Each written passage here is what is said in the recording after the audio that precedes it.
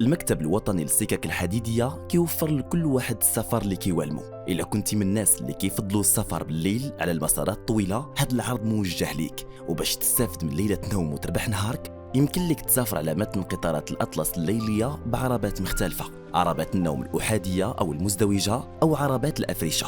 إلا بغيتي تسافر بوحدك بالليل، غتسافر على متن عربات النوم الأحادية، وهي عربات على شكل غرفة فندق كتوفر فراش مريح وأغطية ومغسلة وستائر ومقعد للجلوس.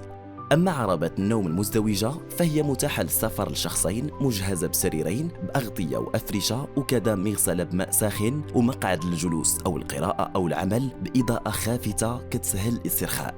وإذا كنتم من عشاق السفر بالمجموعات أو مع الأسرة ليلا، اختاروا أفرشة النوم، وهي على شكل مقصورة ب4 أفرشة متقابلة.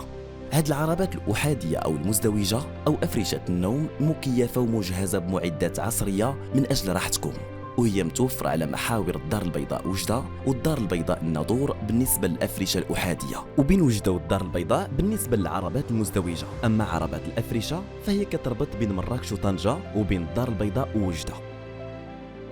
زيادة على وسائل الراحة اللي كتوفرها عربات النوم، كيهديك المكتب طقم ترحيب مجاني كيتكون من بعض لوازم السفر مقدمة لزبناء العربات الأحادية والمزدوجة، وكيسهروا عملاء مؤهلين على راحة المسافرين طيلة السفر. وبمجرد وصول القطار في الصباح الباكر، كيستافدوا زبناء عربات النوم الأحادية والمزدوجة من وجبة فطور لدى العديد من العلامات التجارية بالمحطات أو على متن القطار. بفضل عربات النوم الأحادية المزدوجة أو أفرشة النوم، استفيدوا من ليلة نوم وأنتم تسافرون.